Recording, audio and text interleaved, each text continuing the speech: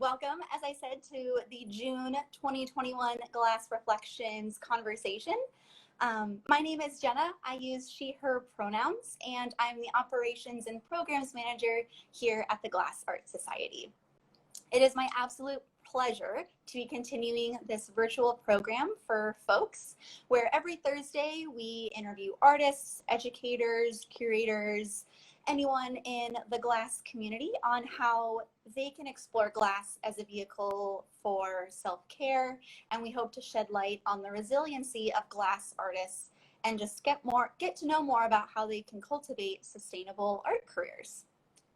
I also would love to highlight that, yay, in the comments, this directly correlates to our new mission at GAS, which is to connect, inspire, and empower all facets of the global glass community. So thank you all for being here. And today we're joined by artist Gela Keating, a Manitoba-born artist currently living and working in British Columbia. She graduated from the Alberta University of Arts in 2020 with a BFA and a distinction in glassblowing. Kudos. And in 2019, she was awarded the AU Arts Pilchuck Glass School Scholarship. And then from 2018 to 2020, worked as an assistant to Rob Lewis. So welcome, welcome. Yeah, thank you for having me. My pleasure. Is there anything else you'd like to share about your background or some general interests for folks to get to know you? Not really, I guess. Like, I think you kind of explained it well. Yeah, I'm from a small town in Manitoba, and then moved to Calgary in 2015 to go to school, and then was there until last year. And then I luckily finished my actual courses right before the pandemic hit, so I was lucky. But then I did graduate during the pandemic, and then yeah, I've been working in Revelstoke since November. Awesome. I feel like we could have a whole conversation just about how the pandemic influenced your academic journey. So maybe we'll get into that. Maybe we will. Yeah, definitely. On that note, could you maybe share about your relationship with the Glass Art Society and how you came to know us? Yeah. So I've been a member basically since probably my second year. That was when I kind of decided that I was really going to pursue glass. I was lucky enough that one of my professors was Natalie Rodriguez, and she was the president of GAS during that time. And so she was always telling us about all the the benefits of being a member. And so I've been a member since then. And yeah, I attended the GAS conference in Murano, which is amazing. Gela. And yes, I'm looking forward to the one in Tacoma next year. Oh, great. So you're going to be able to join us in Tacoma? I hope so, yeah. Trust? Awesome. Yeah, I cannot wait to see everyone in person. While there are so many benefits and accessibility that comes from this virtual space, I am eager to meet folks in person. Yes, same. So that's great. And then I also would love to get to know some of your background and how you became interested in glass as a medium, because it's such a specific material to be using in the art practice world. Yeah, totally.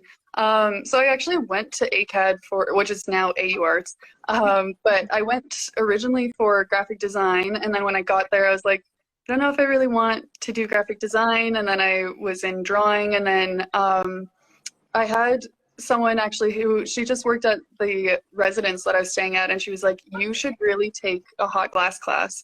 And I was like, I have no idea what that is. And so I signed up and just absolutely fell in love with it. And Natalie was my first instructor in class. Yeah.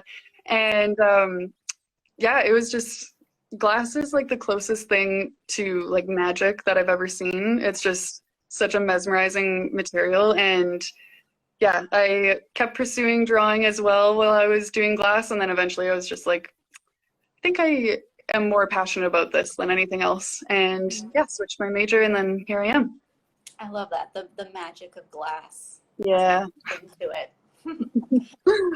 Kind of on that note, and something that I have read that you have said is that you enjoy the intensity and the process of blowing glass and find it a satisfying medium because of its ephemeral transparency and the duality of its strong yet fragile nature. Could you maybe speak more to that and maybe how that relates to that magic that you were just talking about?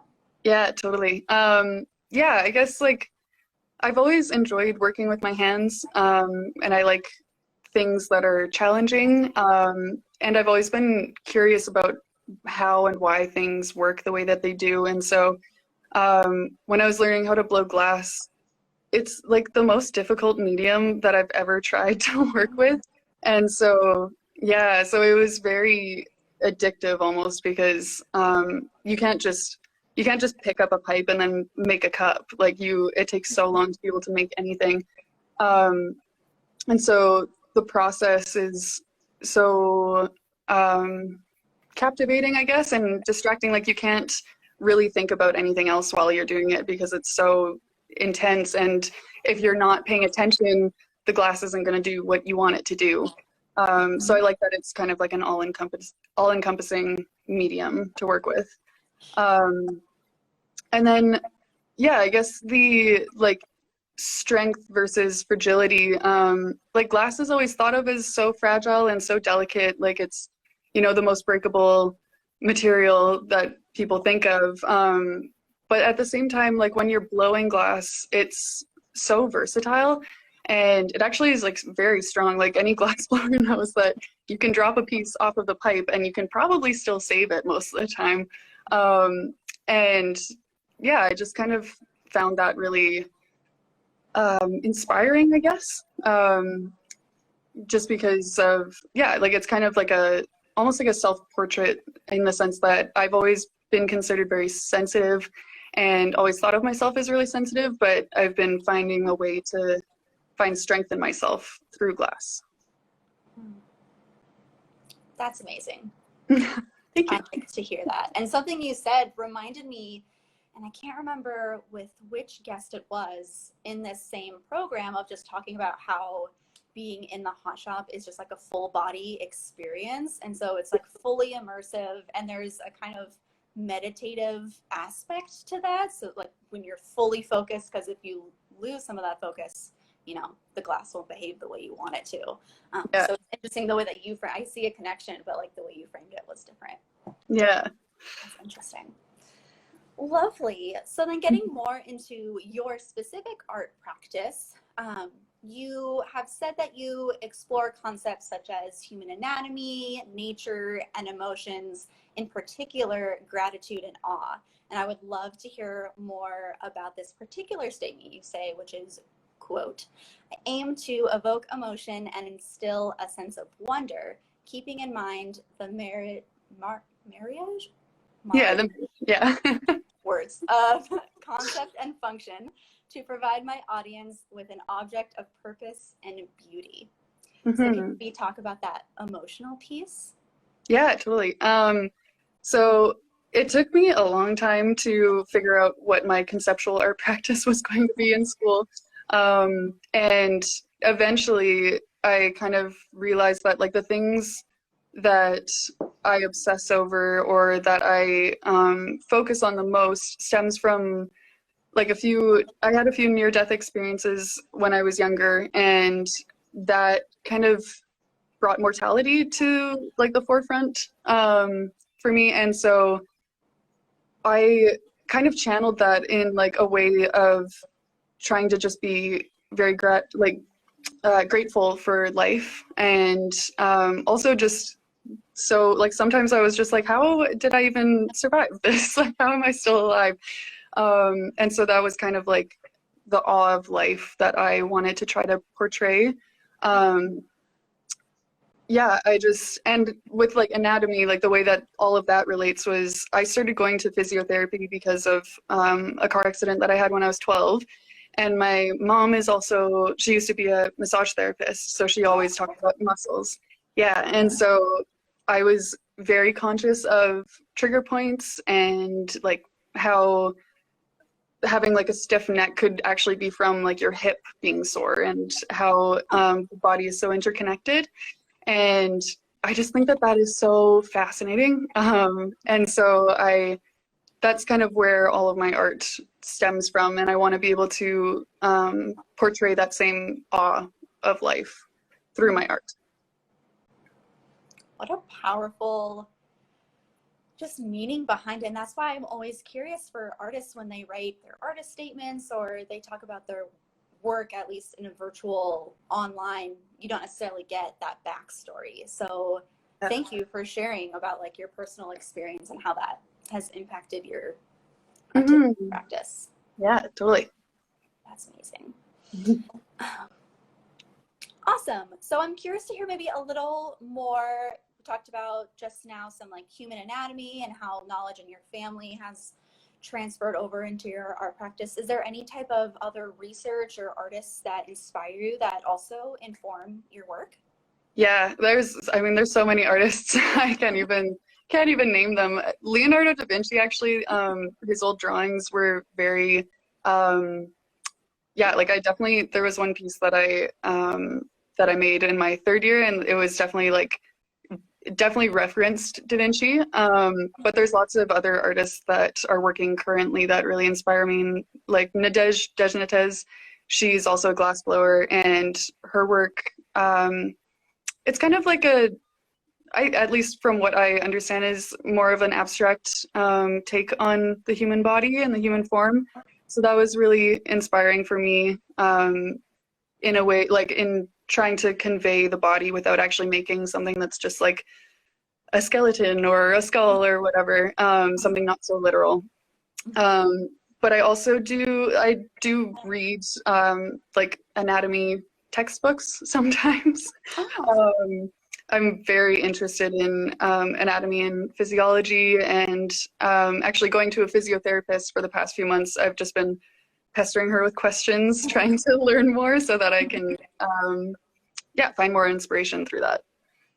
That's awesome. So slight side note, I am currently about to finish a yoga teacher training, and the whole anatomy section was just so over my head. It was like another language. So for those who can understand it, all the admiration. I don't know if I understand it, but it's definitely inspiring. Because the body is amazing. Just the way that it works in the mud. Another whole conversation. Yeah. And so I want to kind of now gear this conversation to, we've kind of looked at high level, what interests you, what your kind of goals and aspirations are, but now getting a little bit more specific, I'd love to talk about one or two of the recent pieces that you've made. In particular, I'm interested in muscle memory. Could you maybe, for those who are here and then watch the recording later, could you visually describe what that piece is? Yeah, totally. So I made 5 sculptures. They're blown, so they are hollow. They're basically like a abstract vase almost. All of them are over 2 feet long and very narrow, and then they all have kind of varying like dimensions and stuff, and then they all also are made with cane, so that's just to make like a bunch of stripes throughout the whole piece vertically, and they were a abstract representation of muscles in the forearm. So yeah, they all have kind of like, I shaped them all to have little like peaks and valleys throughout like the length of them to kind of show like the striations in the muscle. And then I had them arranged so that the negative space between them kind of demonstrated how the muscles all fit together. But I kept them apart, so. Oh, interesting. I was just like visualizing it as I've seen on your website. Yeah. Okay, interesting. Nice. And so have you, could you maybe talk a little bit more about the process that you use? You said you use Marini, but like maybe other techniques or what was it like? Yeah, so Emily Nash has always been my glass partner, and so she and I, we would pull a whole bunch of cane in different colors, but mainly just different types of reds. And then for most of them, I believe I did a color overlay, so that's when you get like solid color and then you put it over top of a clear bubble, and then I would blow that out, and then I would roll up a length of cane, so that's just like a whole bunch of stripes, and then gather over that and blow it out to the length that I needed. And then I would take corks, which are just like big wooden or big corks that are like square, and then we dip them in water so that they don't burn too much. And then I would use those to flatten the glass and kind of add dips into the length of them so that they would follow more the way that the muscles wrap around bones and the way that they wrap around each other.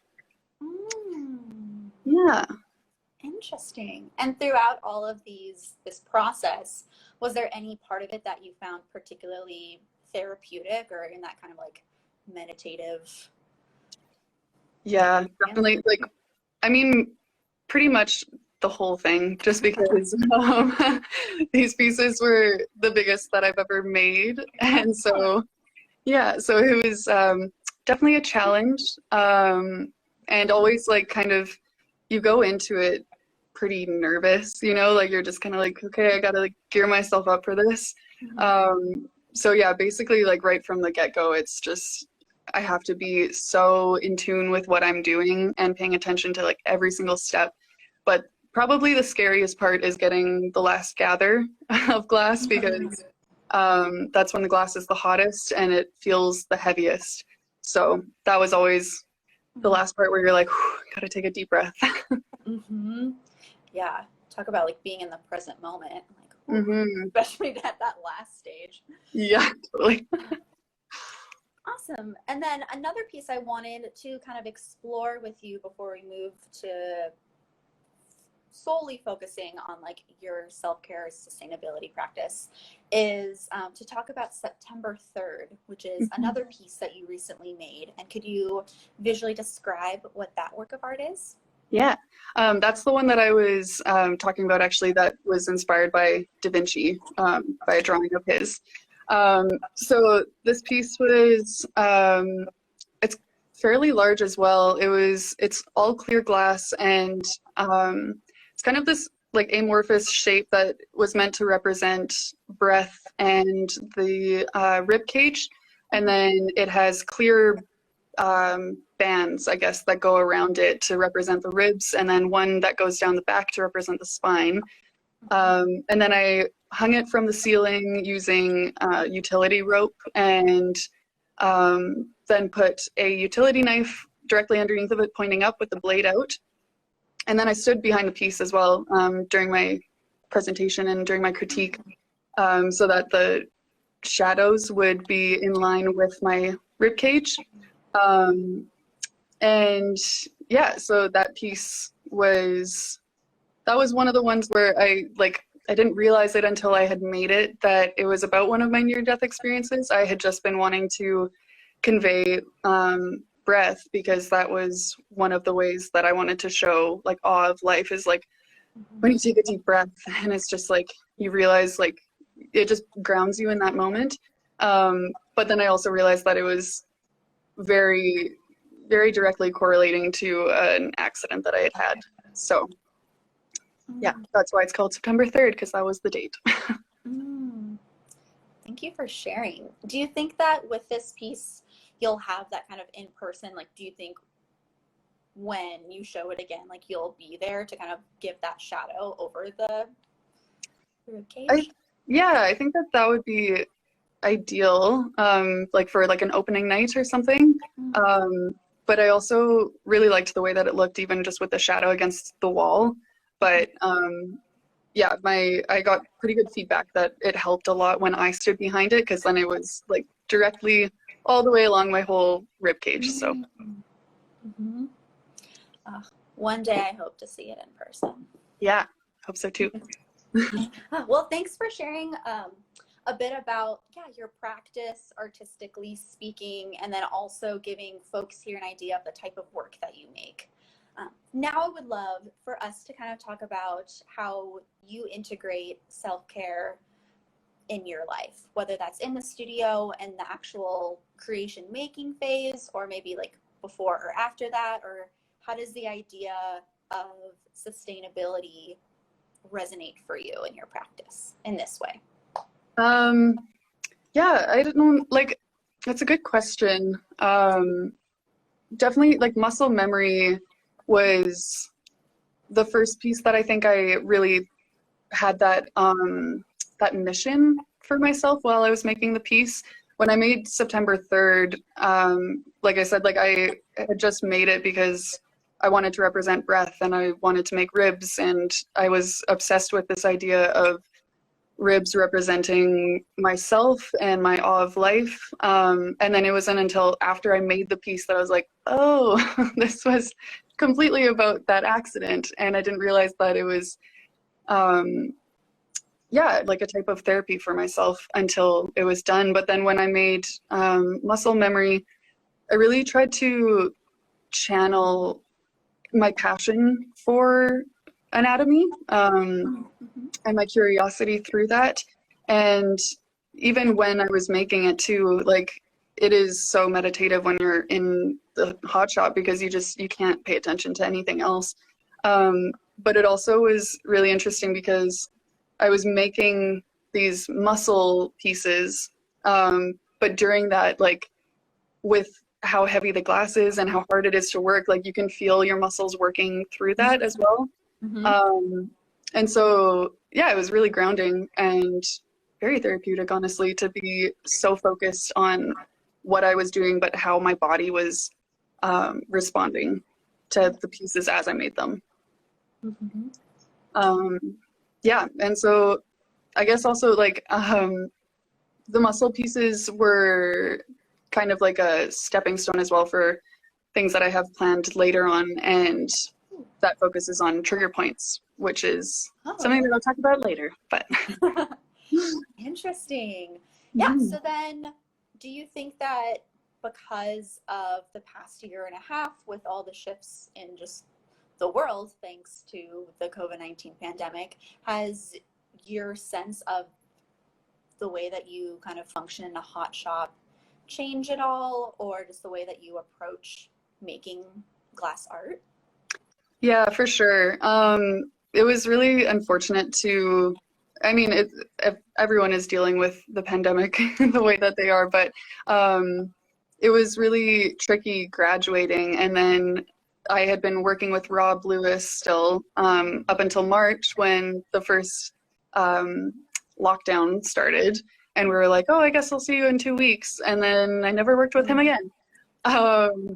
So that was pretty disappointing. And then not knowing what to do after school because didn't know where I should go, if I should try to find a job somewhere. And then I didn't blow glass for 10 months. So getting to work here in Revelstoke was tricky. It was really exciting and everything, but the first day it felt like my brain had almost shut off from glass. Like it felt like I had almost just distanced myself because I'd been missing it so much that I was just like, I don't even want to imagine blowing glass right now because it makes me so sad. So yeah, it was really tricky dealing with that. And then also because of that, I haven't really been able to rent studio time very often to make my own work. So I'm kind of at a standstill right now with my actual art practice, unfortunately. But I foresee that all changing as the pandemic kind of lifts and everything gets back to normal. Are there any types of opportunities you'll want to try when you can, like either residencies or additional school, or what is kind of like on the horizon for you? Not really sure, honestly. I've been trying to think about what I want to do next, and it seems like there's so many possibilities, and also I don't know, it's tricky being a Canadian glass artist, honestly, because there really isn't much in Canada. So it's kind of difficult that you have to, like, most of the great opportunities are in the States or like in Europe somewhere. So yeah, I'm not really sure what's next, but I definitely would love to do a residency to be able to make some more of my focus more on my art practice and make more of my muscle series. On that note, actually, I didn't mention earlier, but you are our first person coming to us live that is not in the United States right now. So cool. Yay for that. And yeah. Canadian. So gold star there. Awesome. So kind of circling back a little bit though, And I'm curious, especially with your experience with therapy, like, are there any practices, maybe physical, mental, or breath work that you do on a regular basis that maybe other artists would find helpful or useful in their practice? Yeah, I was thinking about this question for a bit, and I had seen on a couple of your other live streams that people had done breath exercises with you, and I was like, that's what I was planning on doing. But I thought that like this would actually be really helpful too, because I don't even think about how often I do trigger point therapy on myself. But that's where like my inspiration comes from, is anatomy and muscles, and there's a lot that goes on with holding memory and emotion in your body. So one really good trigger point is right here in your hand. It can help with headaches, and so you can just squeeze. You should feel quite a bit of pressure, but you can also navigate around in your hand. This one, I feel like most glass blowers will really feel, because we use our hands so much and we have to develop a lot of strength. And then there's also ones in your forearm that are really good as well. You can just kind of massage around in here. And then one that's really good that I think would probably help a lot of people during the pandemic is in your eyebrows. I'll just move my glasses. You can pinch your eyebrows like this, and it helps a lot with stress. And yeah, and so you can actually like massage up and down kind of your brow bone along there. And yeah, I've just been finding that one helps with like any stress headaches that I get, or if I'm just feeling anxious or tired. Yeah, but yeah, so trigger point therapy is a great stress relief. So I've heard of this one, but I definitely did not hear that. I'm going to try this one now, especially being on like a computer and like looking at a screen. Like I could see that helping. Yeah, it feels so good. Awesome. Well, thank you for sharing that with us. I'd love to open the floor to those who are with us. If they have any questions for you, feel free to type them in and we can continue this conversation. I know I always love to have a beverage. It's always water. Yeah. Now living in the desert, I need to constantly be drinking water. So if anyone has questions about practice or, acupuncture and Reiki are good. So have you tried either acupuncture or Reiki before? I haven't tried Reiki, but yeah, I love acupuncture so much. That's like one of my favorite things, and I specifically request it whenever I go to a physiotherapist, because it just helps so much, and there's so many different points in your body, and it can help with like energy, and it also helps with muscles and trigger points. So yeah, love acupuncture. I have never tried acupuncture, but it has been on my radar and on my list for a while now. Yeah, I feel like a lot of people are scared of it because it's needles, but it doesn't feel like needles. It feels just so amazing. Yeah. To happen soon, I hope, with things now opening up especially. Yeah, exactly.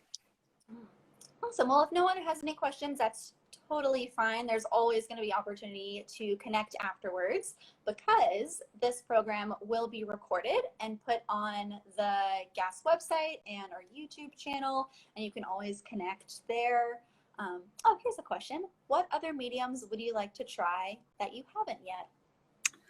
I really want to try to do stained glass, which I know is just another type of glass, but I really, really want to do stained glass.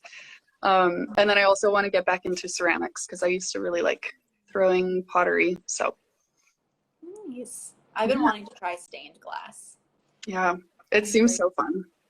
Right. I like the kind of, it's all interactive, all types of glass and its mediums, but there's something about that I think is particularly engaging. Yeah, totally. Can't put my finger on.